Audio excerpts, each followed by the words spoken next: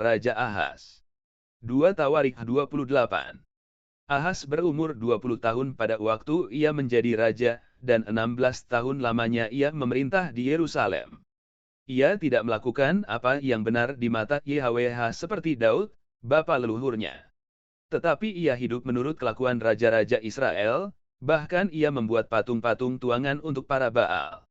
Ia membakar juga kurban di Lebak Ben Hinnom dan membakar anak-anaknya sebagai kurban dalam api, sesuai dengan perbuatan keji bangsa-bangsa yang telah dihalaukan YHWH dari depan orang Israel. Ia mempersembahkan dan membakar kurban di bukit-bukit pengorbanan dan di atas tempat-tempat yang tinggi dan di bawah setiap pohon yang rimbun. Sebab itu YHWH, Tuhannya, menyerahkannya ke dalam tangan raja orang Aram. Mereka mengalahkan dia dan menawan banyak orang daripadanya, yang diangkut ke Damsyik. Kemudian ia diserahkan pula ke dalam tangan Raja Israel dan mengalami kekalahan yang besar. Sebab dalam sehari Pekah putra Remalia menewaskan di Yehuda 120.000 orang, semuanya orang-orang yang tangkas, oleh karena mereka telah meninggalkan YHWH, Tuhan nenek moyang mereka. Dan Zikri, pahlawan dari Efraim, membunuh Maaseiah, putra raja, Azrikam, ketua istana, dan Elkana orang kedua di bawah raja. Orang Israel menawan dari saudara-saudaranya 200.000 orang, yakni perempuan-perempuan serta anak-anak lelaki dan anak-anak perempuan. Mereka merampas juga banyak harta milik daripada orang-orang itu, dan membawa rampasan itu ke Samaria. Tetapi di sana ada seorang nabi YHWH yang bernama Oded. Ia pergi menemui tentara yang pulang ke Samaria dan berkata kepada mereka, "Lihatlah, karena kehangatan murkanya kepada Yehuda, YHWH, Tuhan nenek moyangmu, menyerahkan mereka ke dalam tanganmu, dan kamu telah mengadakan pembunuhan di antara mereka dengan kegeraman yang sampai ke langit. Dan sekarang kamu bermaksud menaklukkan orang Yehuda dan Yerusalem menjadi hambamu laki-laki dan perempuan. Tidak adakah pada kamu sendiri kesalahan yang besar terhadap YHWH, Tuhanmu?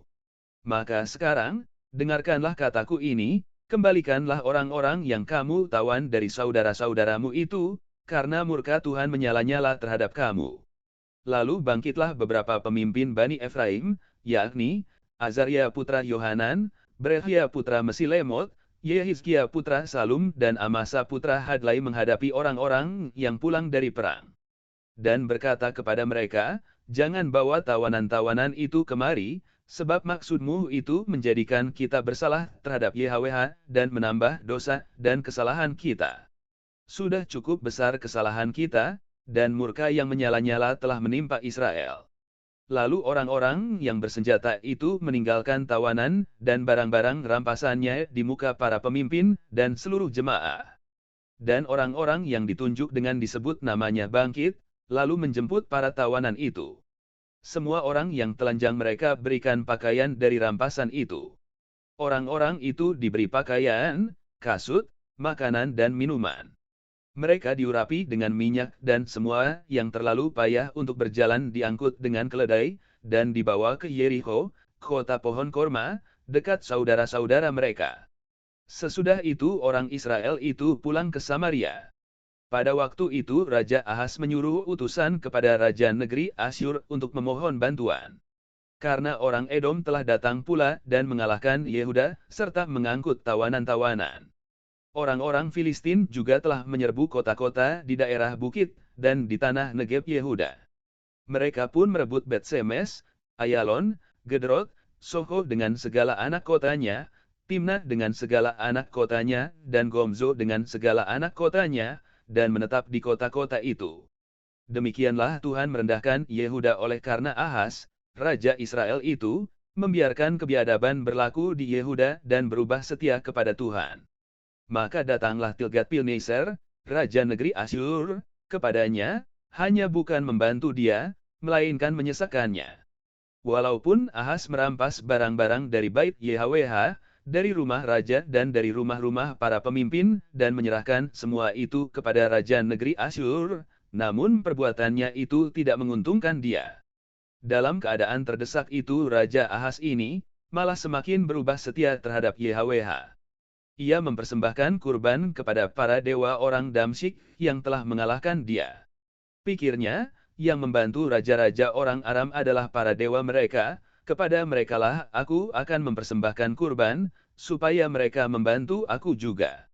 Tetapi dewa-dewa itulah yang menjadi sebab keruntuhan bagi dia, dan bersama-sama dengan dia bagi seluruh Israel. Ahas mengumpulkan perkakas-perkakas bait Tuhan dan menghancurkannya. Ia menutup pintu bait YHWH, lalu membuat mezbah-mezbah bagi dirinya di segenap penjuru Yerusalem. Di tiap-tiap kota di Yehuda ia membuat bukit-bukit pengorbanan untuk membakar kurban bagi dewa lain. Dengan demikian ia menyakiti hati YHWH, Tuhan nenek moyangnya. Selebihnya dari riwayatnya dan seluruh tingkah langkahnya, dari awal sampai akhir, sesungguhnya semuanya itu tertulis dalam kitab Raja-Raja Yehuda dan Israel. Kemudian Ahas mendapat perhentian bersama-sama dengan nenek moyangnya, dan dimakamkan di dalam kota, di Yerusalem, tetapi ia tidak dibawa ke pemakaman Raja-Raja Israel. Maka Hizkia, putranya, menjadi raja menggantikan dia.